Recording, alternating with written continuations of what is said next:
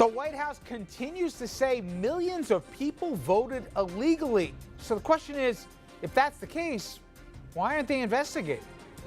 Also, we're going to take a look at Obamacare and what a repeal may mean for local residents and hospitals. We'll also debate the political debate over this program's future.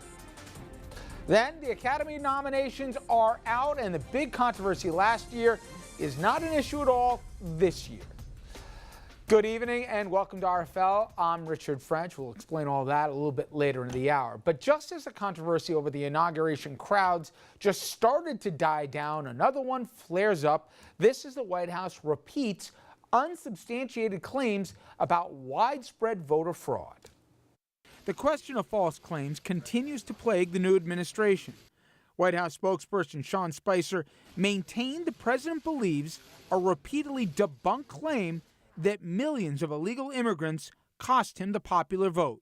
The president does believe that. He has stated that before. I think he stated his concerns of voter fraud and people voting illegally during the campaign, and he continues to maintain that belief based on studies and evidence that people have presented to him. But in follow-up questions, Spicer would not provide evidence besides a study that looked at the 2008 election, not 2016, and the study author says it found no voter fraud.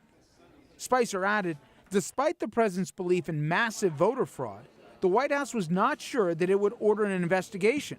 Republican and Democratic secretaries of state have all rejected Trump's claims of voter fraud. Even elected Republicans distance themselves. I've seen no evidence to that effect, and I've made that very, very clear. The White House still struggling with questions of facts and honesty.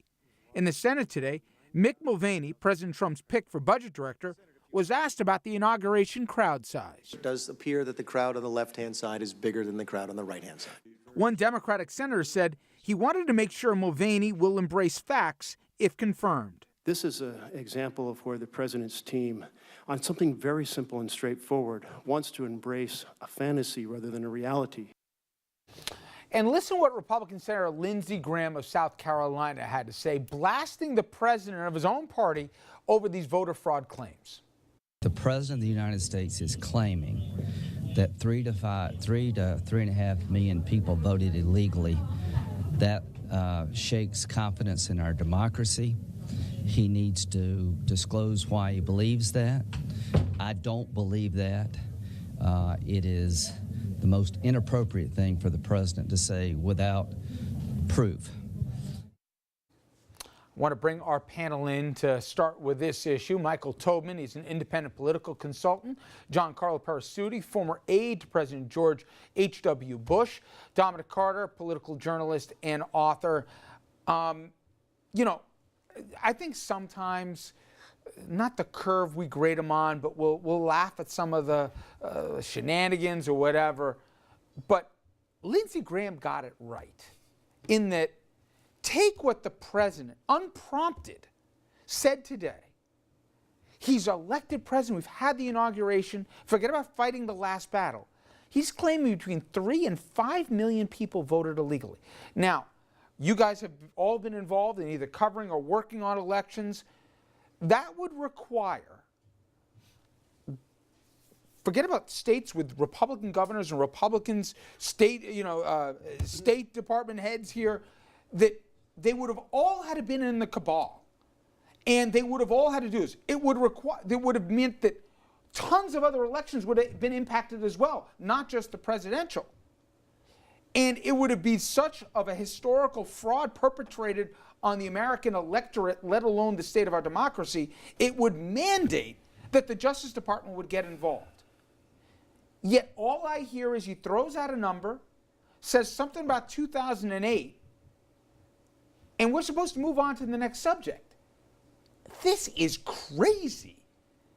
Now we're going to talk about your old boss, and may I say for everybody, Godspeed and great health to him. And it looks like that's what's on at least the recent accounts that we're getting, and you can speak to that more. But could you imagine, in the worst of days, that your old boss would even think of saying something like that? He wouldn't even think of saying something like that. Yeah, I think the last time I was on this show, Richard, I said double standards exist in politics, and we just have to accept that fact. And America has to accept the fact that we're going to live with a big, fat double standard for at least the next 4 years.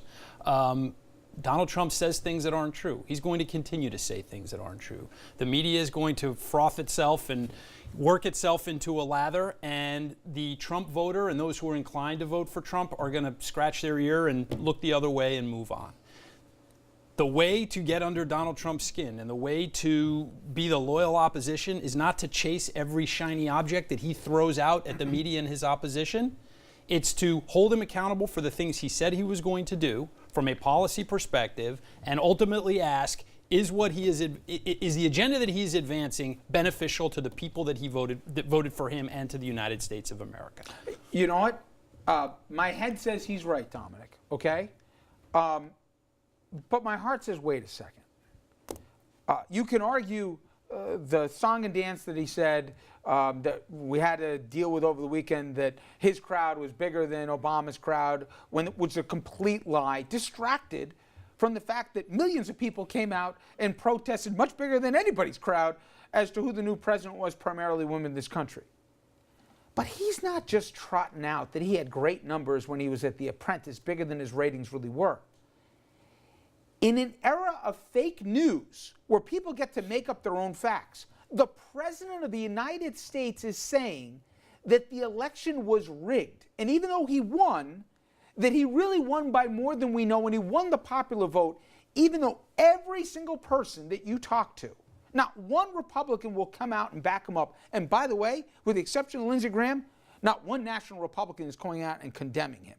To me, you make up your own facts enough. I didn't know what Fox did today or what Breitbart's saying or all the rest, but I'm sure some people are going with this and running with it. There's a danger to that, where we have alternative realities in this country and we're supposed to be okay with it. If you don't believe people can win fair elections in this country, then what happens if he loses, God forbid?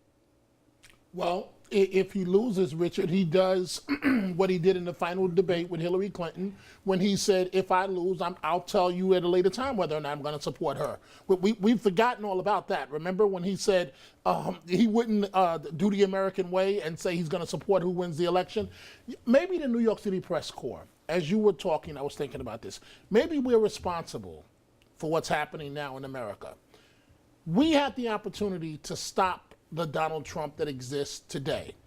And we all thought he was a joke. He was great for ratings, great for entertainment. He lies all the time. That's Donald. Don't take him seriously. He's a good showman. Listen, he'll give you a great soundbite. It doesn't matter. Don't take him seriously. Now he's the president of the United States. And so you have to understand, Richard, 99.999% of us call it lying. Donald Trump calls it his narrative. He's done this successfully. Alternative facts. He's done this, Richard, all his career.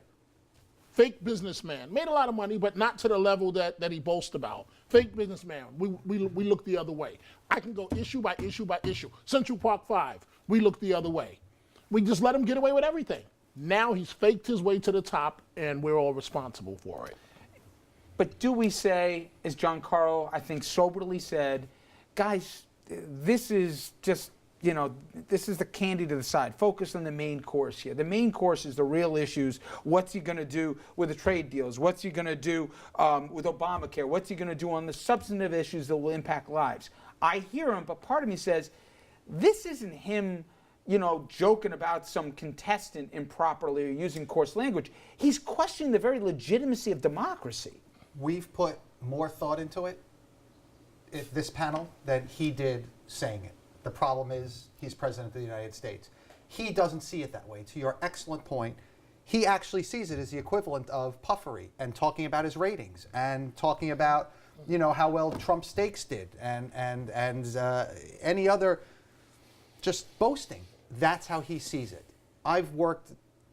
The fraud didn't happen. The fraud didn't happen. It simply didn't. There are ways that fraud can happen, and it does sometimes happen in certain communities, in urban settings, in foreign language communities, and immigrant communities. And when we're off camera, I will tell you how it gets done and how you have to be vigilant for it. It didn't happen. But he just says it. And like Sean Spicer had to come out the other day and read what Trump clearly wrote because if he didn't, there'd be a new press secretary. He's going to have to keep doing this until Trump finds a way to calm down, if he ever does. It diminishes the office. It diminishes those that cover it.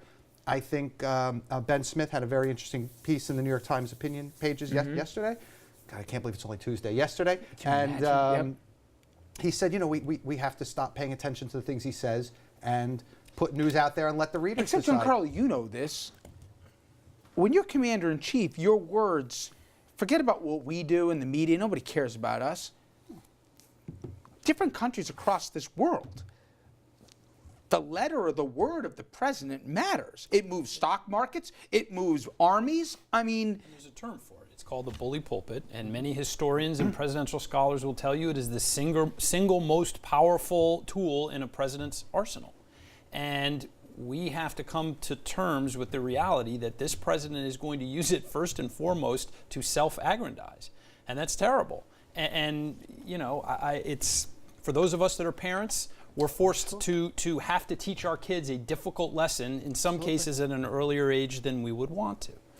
I will say, however, once the heat of the campaign subsides, right, and I think that Trump mentally is still in a bit of a campaign mode. I think as frankly, most, having worked in a White House in the first weeks, days of a new administration, you're still a bit in that campaign mode. Once that starts to dissipate, our president will realize that his success ultimately is going to be measured by his legislative accomplishments, what he's able to sign into law, and whether or not he gets reelected. And once that reality sets in, I have a feeling, I think, if this is someone that truly does like to win, it's going to force a change in this behavior. the only thing I'd say, and I got to break is his obsessiveness with the media, more than any president I've ever seen, more than any other elected official I've ever seen, and his using of the instrument of Twitter instead of the normal channels almost seems to guarantee that he will continue to perpetuate these issues because he's so concerned what people like us say and then him getting out his own spin on things. I don't want to be right here. It's great for TV. It's easy topics. Close your eyes, throw a dart. What do you say today? But it's not good for the Republic. Anyway, we're going to get into some, I talked about the dessert here. We're going to get into some of the main course. When we come back, Obamacare and how a repeal of it could impact patients and doctors in our area. I spoke to a former hospital president who deals with area hospitals right now for his perspective. Stay with us.